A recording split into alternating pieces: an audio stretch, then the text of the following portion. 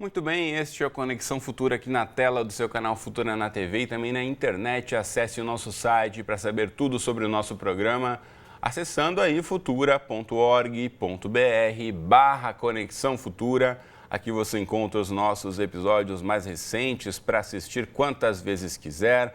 Falamos aqui sobre educação, sobre o uso excessivo do smartphone no nosso país, sobre o Dia do Trabalho e a legislação, sobre o que fazer quando você tem seus documentos roubados. Então, saiba de tudo isso e muito mais aqui acessando o nosso site e ainda aqui embaixo tem os links para você acompanhar nossas novidades nas redes sociais. Bom, e o avanço tecnológico é uma realidade e está presente em todos os momentos do nosso dia a dia. E na educação, claro, não poderia ser diferente. Por isso, a utilização das tecnologias de informação e comunicação nas escolas pode gerar muitas transformações positivas nos processos de ensino e de aprendizagem. E quando falamos em mídia e tecnologia, não significa apenas a utilização de computadores, tablets ou smartphones. O cinema, a linguagem audiovisual e o jornal impresso, por exemplo, também podem e devem estar presentes no trabalho em sala de aula. Uma pesquisa realizada em mais de 900 escolas de ensino fundamental da rede pública municipal aqui do Rio de Janeiro, em parceria com o Instituto Desiderata, está analisando projetos de mídia educação desenvolvidos pelos professores. Segundo educadores, não basta apenas usar a mídia, é preciso se apropriar dela para que professores e alunos sejam juntos produtores do conhecimento. E aí, como projetos mídia educativos podem contribuir com as práticas pedagógicas? Esse é o assunto do nosso programa de hoje, em conversa aqui no estúdio, em parceria com o Instituto Desiderata. Eu recebo Simone Monteiro, que é gerente de mídia e educação da Secretaria Municipal de Educação do Rio de Janeiro. Bem-vinda, Simone, que também é coordenadora do programa Rio, uma cidade de leitores. Tudo bem com você? Tudo bem, Cristiano. Prazer estar aqui. Prazer é nosso em recebê-lo. E também conosco, ao meu lado aqui, está a Rosália Duarte, que é professora do Departamento de Educação da PUC-Rio. Bem-vinda, Rosália. Tudo bem com você? Obrigada. Tudo bem. E você? Tudo certo. Valeu. E você em casa aí também é nosso convidado para acompanhar esse bate-papo e essas reflexões ao longo dos próximos 25 minutos. Quero já começar a passar a palavra para a Simone, representante aí de uma das maiores redes públicas de ensino da América Latina, que fica aqui no Rio de Janeiro. E a gente tem esse grande desafio de, primeiro, quando for investigar qualquer coisa, né, fazer um estudo sobre essa rede composta de tantos alunos e tantos professores, de que forma aí, tendo em mente todas as dificuldades de estrutura, de metodologia, de aprendizagem, ainda investigar a questão do uso das tecnologias. Fala um pouquinho para a gente sobre esse estudo, Simone. Na verdade, a rede ela é imensa, né? Tem dimensões muito grandes e ela é multifacetada. A gente tem escolas no alto do morro, na beira da praia mais famosa da cidade, na região mais conhecida como a região rural da cidade. Então, essa diversidade é também uma diversidade de culturas escolares. Só um parênteses aqui, para quem não é do Rio, não conhece a cidade, acha que Rio de Janeiro é a orla, aquele belo cartão postal dos pontos turísticos. A cidade tem uma complexidade imensa, né? Aqui mesmo no nosso cenário a gente vê comunidades ao fundo. Se você vai um pouco mais distante aí para a Zona Oeste, você tem zona rural, de fato, né, com criação de animais e plantações. Então a cidade é muito complexa, assim como o nosso país como um todo. É verdade. Então, isso tudo é um dado que dá para a gente a dimensão do desafio que é trabalhar numa política pública na área de educação para uma rede tão extensa, mas também da grande diversidade e riqueza de possibilidades que a gente tem nesse trabalho. Então, a pesquisa ela surgiu num contexto de nos ajudar, como Secretaria de Educação, a olhar para essa realidade, a problematizar as questões que estão ali, a identificar caminhos e possibilidades de trabalho nesse campo específico da mídia educação, né, que é uma área de atuação das escolas e certamente também trazendo reflexões e impactos desse campo para as outras áreas de atuação dentro de cada comunidade escolar. Agora, Rosália, os estudos já mostram aí, a partir de alguns dados, a questão da apropriação e do uso de ferramentas tecnológicas no dia a dia, né? A gente sabe que estamos aí em meio a um debate sobre a Base Nacional Curricular, para tentar unificar um pouco mais o que é ensinado ao longo de todo o país. A questão da tecnologia não está aí tão amplamente discutida dentro desse plano, mas de que forma, a partir desse estudo, dessa pesquisa, você conseguiu perceber também que muitas vezes a prática vem lá na frente e a legislação vem atrás para tentar englobar aí o que já está sendo colocado, né, no dia a dia junto aos alunos? A gente vinha, de uma maneira geral, já observando os adolescentes, né? As crianças, os jovens, o uso que eles fazem no cotidiano deles. E às vezes a gente supõe que porque está no cotidiano deles, também está na escola, também está na prática pedagógica. E não necessariamente. A pergunta era como se fossem dois caminhos que se encontraram, né? A secretaria se perguntando como é que isso está na escola e a gente se perguntando o que os garotos estão fazendo com isso. E a gente resolveu juntar as duas coisas para pensar o que os garotos estão fazendo com isso na escola, em parceria com os professores deles. E sim, percebemos que estão lá. Não tem como não estar, as tecnologias e as mídias estão na escola, mas eu acho que a gente ainda precisa de um longo trabalho de reflexão e de planejamento e de discussão para que ele esteja a serviço da aprendizagem dos garotos, não apenas a serviço do ensino, né? A escola sempre colocou as mídias, os livros didáticos tinham figuras, já no século XVIII. Desde a minha época de escola tinha um momento da semana para vai todo mundo para o auditório assistir um filme num VHS. Enfim, de certa forma a tecnologia já esteve. E os aí murais também, e os mapas. Os mapas. A escola sempre teve, de alguma maneira, as tecnologias lá. Porque às vezes parece tecnologia só quando surgiu a internet disseminada e o smartphone. Exatamente. Existem outras tecnologias que já vêm muito antes disso. A fotografia e o próprio Anísio Teixeira. Fio, liga na tomada e tem botão, né? Não é só isso. As escolas experimentais que o Anísio Teixeira idealizou nos anos 50 tinham projetor de cinema. Se a gente teve o INSE, né? O Instituto Nacional de Cinema Educativo, que pensava isso. Então, falando em projetor, a gente tinha também os projetores, aqueles do mimeógrafo, né? Retroprojetor. Retroprojetores, a gente lembrar de algumas coisas. Os slides. Então, assim, não basta isso, não basta colocar essa tecnologia lá e seguir o mesmo modelo adotado antes. Então, a nossa pergunta era, sim, está lá? O quanto está? E precisa estar, mas qual é o modelo? O que está se pensando ao trazer a tecnologia para cá? Mudam? As pessoas estão mudando as relações delas na proposta pedagógica, incorporando essas tecnologias, ou são apenas, digamos, novas tecnologias em velhas práticas? Essa era a pergunta que a gente estava fazendo. Muito bem. Bom, a Rosália apresenta aqui uma questão, Simone, que eu quero ouvir de você já como representante da secretaria, que de fato, né? Esses gadgets, esses aparelhos tecnológicos, se estão ou não estão? Sim, estão na sala de aula, mas normalmente chegam dentro da sala de aula, o professor manda lá o aluno guardar na bolsa, guardar embaixo da carteira, desligar o celular, botar no bolso, não olhar. Normalmente essa é a regra geral que se tem dentro de uma sala de aula. E a partir daí, qual o desafio, então, junto aos gestores? Que também não... Claro que podem existir algumas iniciativas pontuais de professores que veem aí uma oportunidade de fazer um trabalho bacana, diferenciado, mas não pode só ficar nisso em uma ou outra sala de aula e morrer ali. Pensando numa questão de rede e pensando também, volto ao ponto da Base Nacional Comum Curricular, que tenta ampliar um pouco mais aí o entendimento do que o Brasil quer ensinar para os alunos de uma forma integral em todo o país.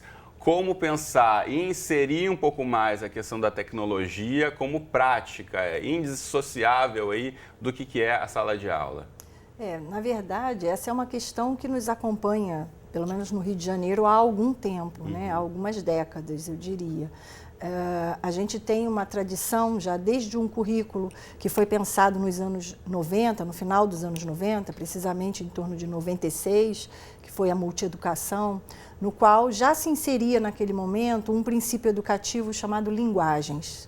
Então, trabalhar as diferentes linguagens na escola constituía ali um princípio educativo norteador das práticas dos professores. Então, para que isso avançasse, para que não se tornasse um discurso vazio ou uma identificação de uma prática aqui e ali com um ou outro recurso, foi preciso o estudo, é preciso investir na formação do professor. Isso é um pilar importante dentro de uma política pública para qualquer área e para essa, fundamentalmente, porque você lida com questões geracionais, né, com questões culturais, com questões de relação com esses diferentes artefatos que estão aí, da cultura, com pessoas em diferentes momentos de formação, de vida. Não é? É o professor com suas ideias, seus conceitos, sua trajetória, e o aluno com seu tempo, seu espaço, suas possibilidades. Né? Então, a gente, numa política pública, é preciso considerar essas questões na hora de formular propostas, dialogar com essa realidade, porque também, dependendo da trajetória de cada um, essa relação se dá de uma maneira ou de outra. Então, você vai ter, como Humberto Eco dizia, né? O extremo apocalíptico, que as mídias, as tecnologias vão acabar com o professor, com a educação, e agora tudo tem que ser moderno e tudo mais, e a apologia disso. Ou os integrados, né? O outro extremo que diz, não, por esse caminho a gente vai salvar a educação. Não, nem tanto a perspectiva salvacionista, nem a perspectiva do fim da história da educação. Né? A gente entende que, nesse campo, o meio do caminho é o mais interessante, é buscar conhecer essas relações, identificar como a gente se relaciona com essas diferentes linguagens, com essas diferentes mídias e as linguagens que elas veiculam na nossa vida e como, de fato, a gente pode traduzir isso em prática pedagógica na escola. Então, é formação, elaboração de projeto, troca de experiências, colocar as pessoas em rede e lidar com os diferentes tempos e espaços de cada um, do diretor da escola, do coordenador pedagógico, do professor que está na sala de aula ou na sala de leitura e os alunos também. Agora, tem uma questão que eu quero aproveitar o gancho pela factualidade em que estamos vivendo agora. Primeiro, né, a questão que a professora falava dos professores saberem utilizar as ferramentas. Fiquei aqui imaginando o Snapchat, por exemplo, que outro dia fizemos um programa aqui em que os professores não sabiam o que era, e a gente sabe que a garotada aí está utilizando muito mais do que Facebook, do que WhatsApp, é a forma deles se comunicarem. Junto a isso, a gente tem percebido aí as ocupações nas escolas, em São Paulo, aqui no Rio de Janeiro, a questão de greve, movimento social organizado pelos próprios alunos, e uma série de conteúdos tem surgido por essas redes sociais que são utilizadas pelos alunos que estão dentro das escolas para relatar o dia a dia deles ali enquanto um grupo de alunos, de jovens que ocupou aqueles espaços. Queria ouvir uma reflexão de vocês em relação a isso, né? Muito se fala, o aluno está colocando em prática a aula que ele gostaria de ter tido. Também nem um 8, nem 80, como já disse a professora aqui, tem que pensar também, de fato, há um currículo a ser trabalhado, não é simplesmente vá para a escola, o espaço de lazer, faça o que você quer, mas tem esse outro lado de aproveitar-se das oportunidades e ver do domínio desse jovem em relação a ferramentas sociais, da vontade dele de expressar a sua forma de pensar e o seu dia a dia por meio dessas ferramentas, que pode haver em algum momento, quem sabe, chegar a um meio termo. Queria ouvir a sua reflexão, professora Rosália, em relação a isso, dessas ocupações, do que tem surgido na rede social e disseminado muitas vezes até pela grande mídia, os canais de TV, a internet, mostrando aí um pouco do que é o vídeo diário desses alunos que estão ocupando escolas, frente ao que a escola pretende ser como um espaço de formação de cidadãos. Essa é uma questão muito interessante, Cristiano, porque assim, a gente sabe que eles sabem produzir mídia. Essa semana eu ouvi uma entrevista de um jornalista que quis fazer uma entrevista com eles, com os meninos da ocupação, tentou fazer contato aqui no Rio. E eles disseram para ele assim, não, a gente não vai te dar entrevista, não, a gente vai produzir a nossa mídia, a gente quer falar, não queremos que vocês falem de nós. Então, assim, sim, eles têm um know-how tecnológico muito interessante. para se comunicar e para falar deles e para falar do contexto. E eles têm reflexões interessantes sobre a prática dos professores, eles têm críticas à escola. Mas, assim, a escola tem uma função precípua, né? Que é um conhecimento estruturado, científico na maior parte. E o contato desses meninos, mesmo via tecnologia, com esse conhecimento, não é algo natural, não é algo que você aprende naturalmente. Também li uma pesquisa de uma pesquisadora que pergunta para eles, com os adolescentes, foi para a casa deles, sentou ao lado deles, uma pesquisadora de São Paulo, da Unesp, Ana Lígia, e ela pergunta, tá, mas e como é que você produz conhecimento? Ele responde assim, isso é um garoto, tudo bem, não vamos generalizar, mas ele diz assim, não, eu não produzo nem procuro conhecimento, não, vem a mim. Ele chega em mim, vem pelo Facebook, vem pelo WhatsApp, vem pelo Snapchat, vem, e uma hora ele vai bater em mim. E aí a gente colocou isso, bom, mas isso é contrário à nossa própria expectativa de sujeito ativo do conhecimento, né? Então, mesmo quando ele está livre para fazer a pesquisa ou para fazer a busca do conhecimento, em geral ele adota algo muito que a gente acha ainda suficiente, assim, ele põe no Google uma pergunta, ela pergunta, então como que você faz? Ah, eu ponho no Google, pego ali as 2 primeiras respostas, eu junto aquilo, é pouco, para o potencial, assim, se você perceber o uso incrível que eles fazem da tecnologia para um determinado lado, para o potencial que a tecnologia tem, o que eles fazem dela quando se trata de adquirir conhecimentos novos, mais estruturados, mais científicos, ainda tem um certo problema. Então, acho que é esse o nosso papel, o papel da escola de mediar essa conversa entre esse know-how e o outro know-how. Não, e esse ponto que a professora Rosália aqui, eu acho que a gente tem que levar muito a sério e investigar a fundo, porque é o quê? É essa linguagem, né, do Twitter que a gente adora, eu sou assíduo usuário do Twitter, a gente tem lá o resumo de 140 caracteres das principais notícias do mundo, mas aquilo ali, o Twitter, é assim, não é nem a porta, eu acho que assim, o capacho na frente da porta que você vai abrir para entrar, você vai ali, dar uma lida, limpa o pé para entrar naquele espaço e se aprofundar naquele assunto. Agora, você achar que aquela pequena portinha ali, ou que aquele capachinho que você está lendo, o resumo do resumo, é de fato o que representa toda a complexidade de uma realidade, eu acho que a escola reassume o seu papel, a importância de relativizar isso e mostrar que o mundo é muito além do que uma janela de 140 caracteres. O conhecimento é muito mais complexo do que aquilo que eu posso acessar de imediato. Exatamente, e essa expectativa, o jovem revolucionário que está na escola e que sabe muito bem qual é o seu papel, será que sabe, professora? Eu acho que ele tem muitos elementos, até mais do que eu tinha na idade deles, né? Eu me lembro que meu pai não gostava de assistir televisão comigo. Ele dizia, você não assiste televisão, você toca piano, porque ele era de uma geração que levantava do sofá para ir até a televisão, girar um botão chamado seletor, que hoje, quando eu falo para os alunos, eles dizem, o que é isso, né? Então, um seletor, ajeitava lá a antena e ligava e esperava esquentar a válvula. E eu nasci botava uma esponja de aço para melhorar a imagem.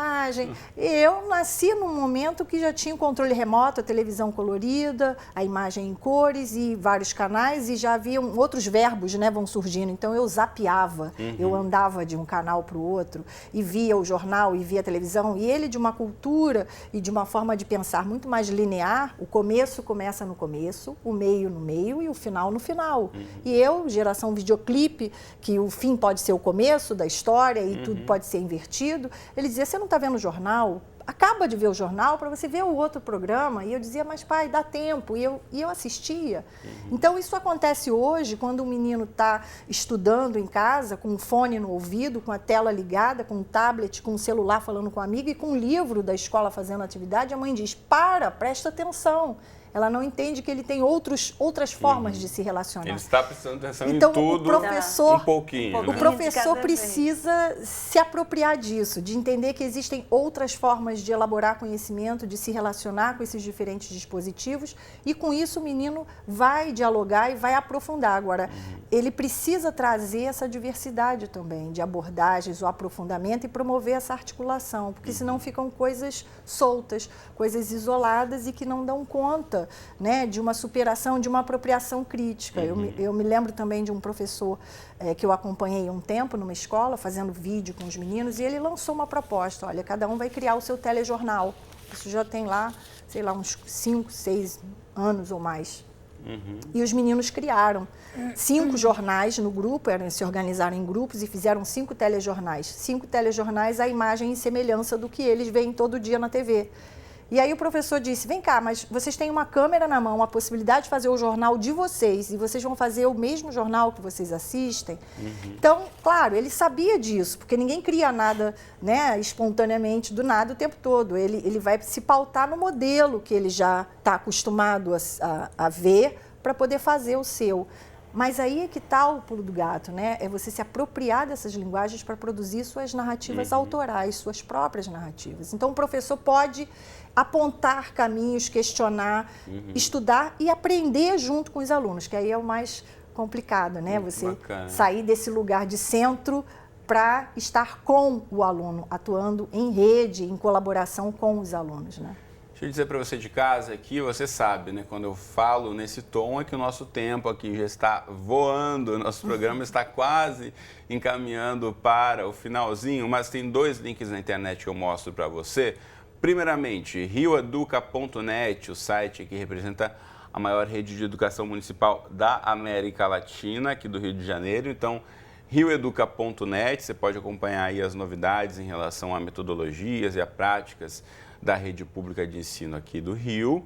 E ainda um outro site que eu vou destacar para você é o internetnaescola.org. Nós já divulgamos esse site em diversas oportunidades aqui no Conexão, quando houve inclusive aí um dia D, um dia de mutirão, de mobilizar as redes sociais para que todo mundo entrasse e fizesse reivindicações em relação à qualidade do acesso à internet na escola. E porque sempre é preciso ficar com o pé atrás, aí já falamos disso aqui também, mas reforço que quando se fala, tantas escolas no Brasil têm acesso à internet, isso não quer dizer nada, porque isso pode dizer o seguinte, a escola está conectada à internet no gabinete da diretora, na secretaria, em um computador. Tem laboratórios de informática nas escolas, sim, os laboratórios ficam lá trancados a cadeado, o aluno não pode entrar a hora que quer e a hora que sair para fazer uma pesquisa, é tudo muito burocrático, o equipamento disponível em si na sala de aula, na escola, não significa o acesso e a melhoria do ensino. Então, fechado esse meu parênteses, eu quero ouvir, antes de encerrarmos, uma conclusão das especialistas nesse assunto. A gente está em meio a uma discussão também sobre o acesso à banda larga para o brasileiro como um todo. A escola é um espaço fundamental para ter um acesso à internet de qualidade. Queria primeiro ouvir de você, Rosália, a importância disso ser levado como uma prioridade, né? As escolas terem acesso liberado à banda larga e em estruturas de mais fácil, sim, novamente, acesso do aluno a esse tipo de conteúdo. Não é para ter celular proibido, não é para ter internet ruim, não é possível fazer conhecimento hoje, em nenhum nível, em nenhuma instância, sem o acesso à internet. Primeiro porque o conhecimento é sempre importante que se perceba que o conhecimento é algo de que se apropria, de que a pessoa se apropria, não é informação.